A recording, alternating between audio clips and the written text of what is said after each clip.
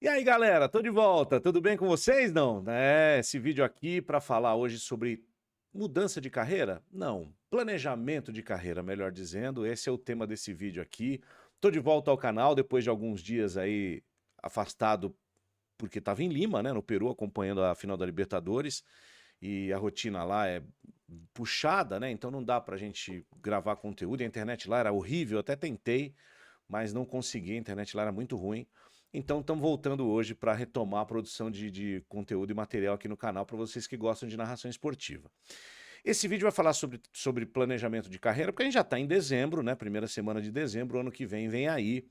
E eu perguntei há algumas semanas no meu canal, aliás, na Liga dos Narradores, para ser mais exato, né? A melhor comunidade de narradores esportivos do Brasil. O QR Code está aqui se você quiser fazer parte, uma comunidade de conteúdo, de conhecimento, de transmissão e compartilhamento de experiências e aprendizados sobre narração esportiva. É um jeito barato, muito legal de aprender a narração esportiva e conviver com gente que já faz isso.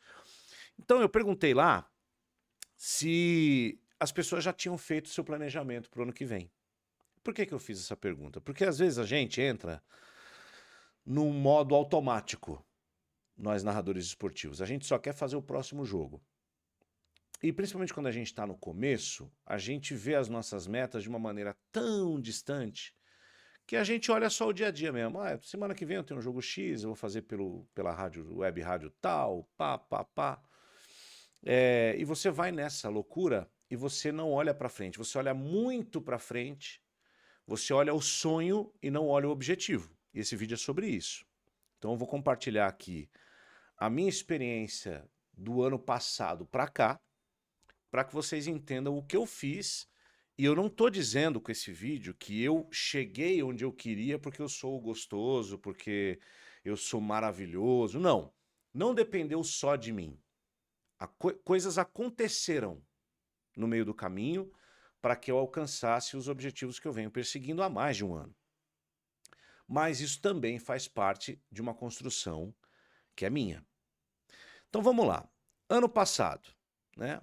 Quais eram os meus objetivos no final do ano passado? Podemos colocar assim, meio do ano passado, vai.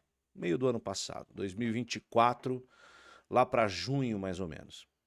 O que eu queria? Eu olhava para minha carreira e falava o seguinte: bom, eu no rádio estou estabelecido, estou numa rádio grande, viajando, fazendo, né, todas aquelas coisas que todo narrador ama fazer, almeja fazer, viajar, fazer final de campeonato, narrar jogo da seleção, uma Copa do Mundo chegando e tal. Então a minha posição, condição financeira, de carreira, de posicionamento no rádio, ela está definida, ela está consolidada. É só continuar curtindo e melhorando a minha performance e tentar contribuir com outras coisas dentro da emissora também, né? Porque não basta só você ficar gritando gol, você tem que ser útil. E aí tem a televisão. Então, o que eu via para mim na televisão? Eu sempre fiz muita coisa em outros esportes, coisas legais, muitas coisas, né? Diferentes modalidades esportivas. Sou conhecido por ser um cara versátil na televisão, que faz qualquer coisa, que apresenta jornal, que apresenta programa de esporte, que participa de debate, paraná. É, mas eu nunca fiquei marcado como um narrador de futebol na televisão aberta. Porque a Rede TV, quem faz isso na Rede TV era o Silvio Luiz, né?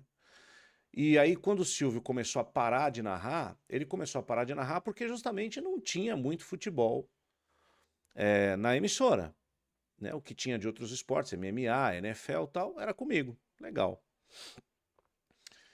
Aí veio a Bundesliga. Só que a Bundesliga é um produto que, primeiro, é um produto que é nichado, de certa maneira, né? O grande público, ele não acompanha, ele assiste aos jogos da Bundesliga, mas ele não acompanha o campeonato. E era uma coisa revezada entre mim e os outros dois narradores da casa, o Napoleão de Almeida e o Fernando Fontana. Então eu não estava ali toda semana fazendo aquilo para as pessoas olharem, nossa, quem é esse cara? Quem é esse cara? Esse cara é o Marcelo. Então eu botei na minha cabeça, na minha lista de objetivos, que eu queria ter a oportunidade de ser um locutor de futebol na TV aberta, para poder construir não só a minha imagem neste perfil, mas também construir a minha narração nesse perfil. Porque se você não faz, você não pratica, você não cria o seu estilo, né? E aí apareceu a Série B.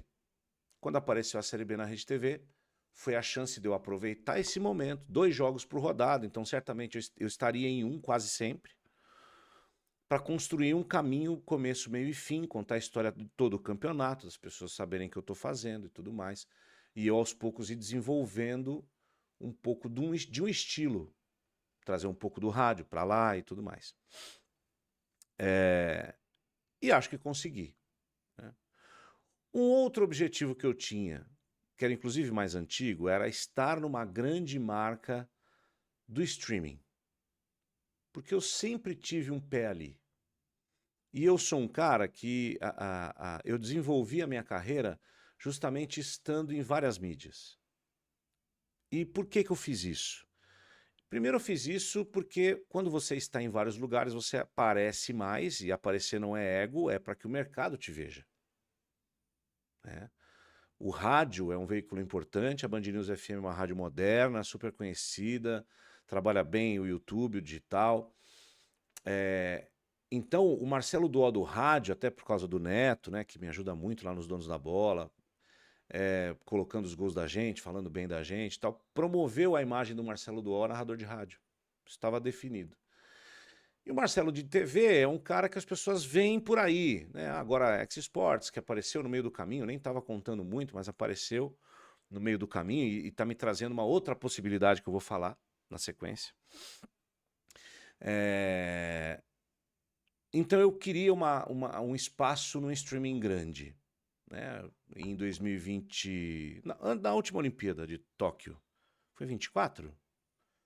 Agora já nem lembro mais, é tanto jogo. Enfim, nós tentamos, eu cheguei a conversar com umas pessoas da Cazé, não deu certo. Até porque eu tomei uma decisão errada, né, ali naquele momento. Eu optei por um outro canal que tinha pego a Série B e que inicialmente tinha me prometido uma coisa grande, e quando eu fui ver era outra coisa, né? No fim as coisas mudaram e tal. Então eu optei por uma coisa errada, mas também não me garantia nada eu ter ficado fazendo as coisas sem ter ido para esse concorrente da Cazé TV, não teria nenhuma garantia, né? Então não rolou, eles foram para o Rio também, tinha esse complicador, não deu certo. Mas ficou aquilo aqui, em mim, né? E aí, tem hora, gente, que você tem que simplesmente jogar para o universo, tá? Não tem muito jeito. Você joga para o universo e tenta se preparar de alguma forma. Como eu me preparei? Eu me preparei criando conteúdo, né? Eu tenho um trabalho com o Gabriel Denani da Saif Comunica, que é o nosso sócio aqui na Liga dos Narradores e que tem uma participação na produção dos materiais meus aqui nas minhas redes sociais. E nós criamos um planejamento para que eu me tornasse mais presente na internet. E isso ajudou, né? Porque isso primeiro desenvolveu um outro lado meu que eu não reconhecia, que era o lado de opinador, não vou dizer comentarista, mas o cara da opinião, e me trouxe para esse lugar de professor, né? De narração aqui com a Liga, com esse canal e tudo mais, que é uma coisa que eu sempre gostei de fazer, mas nunca me vi fazendo aqui. Isso, de alguma maneira, fez com que a minha base de seguidores aumentasse, eu cheguei a 50 mil agora e tal. Enfim, e aí surgiu a chance da Amazon, graças ao esforço do Napoleão de Almeida, e eu vou reconhecer isso eternamente. Eu sei que ele faz a mesma coisa em relação a mim, quando de alguma maneira eu ajudei a vir de Curitiba para cá, no Terra e tudo mais, mas Napoleão é um amigo, a gente concorre na Rede TV pela mesma vaga, vamos dizer assim, porque todo narrador quer ser o narrador titular, isso não abala em absolutamente nada a nossa amizade, até porque ele é muito leal nisso. E eu valorizo muito isso, porque no nosso meio não é muito normal, né? Então, nenhum problema. E de alguma maneira ele me indicou, insistiu para que eu fosse para a Amazon para narrar basquete, para narrar NBA.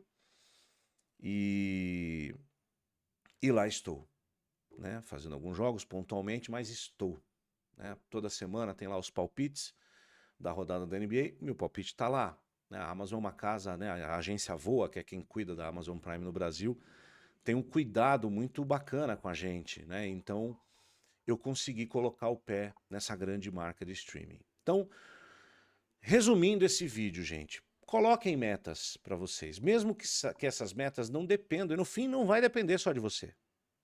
Mas como eu chego lá? Que estratégia eu vou bolar para chegar lá? O que eu preciso fazer? Quem eu preciso procurar? Será que eu preciso de uma competência que eu não tenho, então eu tenho que buscar alguém para agregar no meu time para que eu possa chegar até lá? Que coisas eu tenho que aprender? Que barreiras eu tenho que superar para estar nesses lugares? Né? Quem são os meus concorrentes? O que eles fazem? O que eu posso fazer que eles fazem? O que eles não fazem e eu sei fazer? Então, eu estou dizendo essas perguntas aqui porque foram as perguntas que eu fiz. E se essas perguntas eu fiz, você pode fazer também. E aos poucos você vai construindo, ano após ano, uma caminhada. Né? Que graças a Deus, olha, eu tenho 21 anos de profissão. No jornalismo esportivo, se você for traçar um gráfico da minha carreira, ela sempre foi ascendente. Sempre.